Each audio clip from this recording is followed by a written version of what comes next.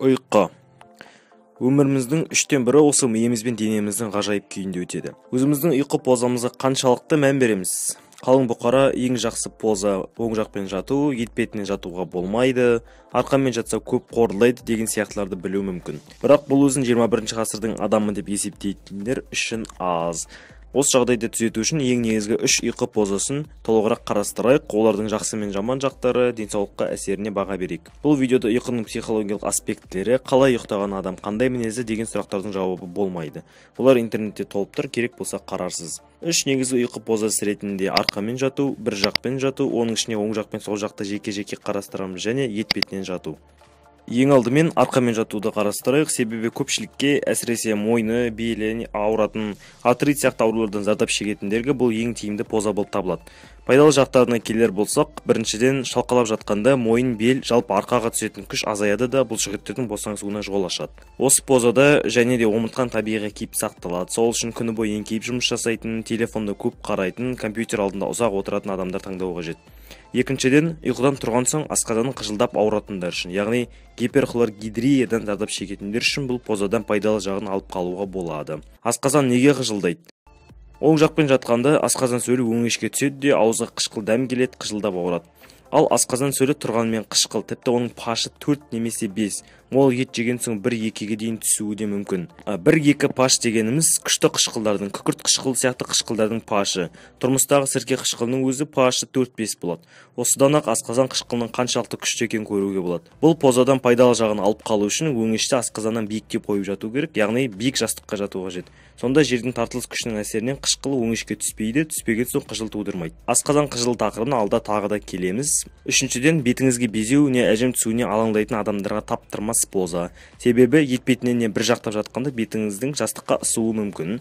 Сол кезде пайда болған сызықтар болашақта тұрақты болатын болса, әжімге айналып кетуі әбден мүмкін. Ал безеуге келсек, жастықтағы шаң тозаң, кір терінің қалдықтары бетіңізге жұқса безеу тудыртпай қоймайды. Сол себепті арқамен жату таңдау керек, не жиі жастықты ауыстырып тұру қажет. Зиянды жағына келер болсақ, біріншіден қорылдайтын ұйқы апноясы бар адамдарға бұл жақсы идея емес. Ұйқы апноясы дегеніміз шалқалай жатқанда тіл мен жұмсақ таңдай көмейге еніп, ауаның еркін айналысын бұзуы, тіпті адамның тынысы бірнеше секундқа тоқтап қалады. Осы тақырыпқа қатысты қызық бір зерттеу алдағы бір жақпен жатуда айтылатын болады. Екіншіден, жүкті әйелдерге 2 және 3 триместрінде ұзақ уақыт шалқалап жатуға мүлде болмайды. Неге? Себебі шалқалап жатқанда жатырдағы ұрықтың массасы әйелдің жіңішке ішегін және төменгі қуыс венасын басып қалады. Төменгі қуыс венасы ағзадағы төменгі бөліктен, аяқ, жамбас, құрсақтан қанды алып, жүрекке қайта апарып қоятын ең негізгі тамыр болып табылады. Ал егер осы тамыр басылса, геморрой, қан айналымының бұзылысы гипотонияға алып келеді. Ал қан айналымының бұзылатын болса, ұрыққа жеткілікті оттегі мен қоректік заттар жетпеуі мүмкін. Ал ол өз кезегінде әртүрлі патологияларға алып келуі ғажап емес. Ішек қысылатын болса, ас қорыту бұзылыстарына алып келуі мүмкін. Келесі кезекте бір қырмен жату, алдымен пайдалы жақтары. Бірінші, көбіміз білетіндей, оң жақпен жатқанда жүрек қысылмайды. Ол да ұйқы барысында қанның біркелкі таралуына жағдай жасайды. Және де зерттеушілер жүрек жетіспеушілігі бар кісілерге сол қырмен жатуға болмайтынын ескертеді. Екінші, сол жақпен жату ас қорытуды жеңілдетуге себеп болады. Бұл жерде адам анатомиясының көмегі керек болады. Жіңішкеше қорытқан химусты ары қарай тоқішекке итереді. Ал тоқішек құрсақ қуысының барлық қабырғасына жанасып жатады. Оның жоғарылаған бөлігінен көлденең бөлігіне, одан ары қарай төмендеген бөлікке өтуіне көргеніңіздей сол жақпен жатқанда жердің тартылыс күші септігін тигізеді. Үшінші, бұрын аталған ұйқы апноясы мен қорылға қатысты. Американың отоларингология журналында жарияланған мақалада апноясы бар 4 науқасқа зерттеу жүргізілген. Науқастар ұйқысында шалқалап жатуды 75%-ға азайтқанда, апноя жиілігі 80%-ға азайғаны байқалған. Және бұл жағдайда оң не сол жақ екен маңызды емес, бастысы бір қырмен жату. Төртінші, асқазан қыжылын азайтады. Нотта бенне, сол жақпен жату керек, себебі бұл позада асқазан өңешпен төмен тұрады. Сол себепті қышқыл асқазанда өңешке қарай өтпейді. Бесінші, мидың саулығын сақтауда ең басты поза. Шалқалап не етпетінен жатумен салыстырғанда мидың тазалану тиімдірек жүзеге асады.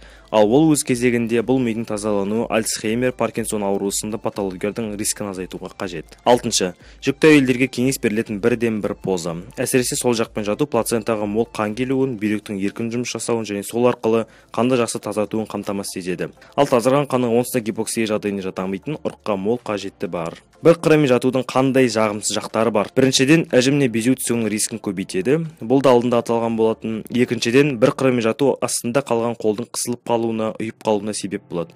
Егер осы қолыңызда не иығыңызда ауырсыну болса, онда бір қолмен жатуды мүлдем ұмытуға тура келеді. Үшіншіден, бір қырымен жататындар көп аунауға мәжбүр болады, сол себепті кейде ұйқының қанбауы да мүмкін. Ең соңғы етпетіне жатуды қарастырамыз. Көп адам өздеріне сезінгенде шығар. Бұл поза барлық жағына ең қолайсыз поза. Бұл позаның жалғыз пайдалы жағы екі иығы да ауыратын, апноэдан зардап шегетін адамдарға болмаса, басқаларға пайдасынан гөрі зияны көбірек. Ал зияны болса жетерлік. Біріншіден, етпетіне жатқанда басыңызды оңға не солға бұруға мәжбүр боласыз, ал ол болса мойынға қосымша күш пен дискомфорт түсіреді. Мойын омыртқаға қатысты 90 градусқа бұрылып тұрғанда мойынның ауырмауы ол енді мүмкін емес жағдай. Екіншіден, біздің негізгі салмағымыз ортада болғандықтан, етпеттен жатқанымызда сол күштің бәрі бел мен мойынға ауырсыну тудырады. Және үшіншіден, бағанадан айтылып жатқан әжім мен безеу мәселесі. Нағыз беттің үйкелетін позасы осы етпетінен жату. Сол себепті әжімнен сақтанғысы келетіндер үшін бұл пайдалы бола қоймас. Видеода сөз болған мәліметтер мен мақалдар сілтемесін дескрипшнға қалдырдым. Қарай аласыз.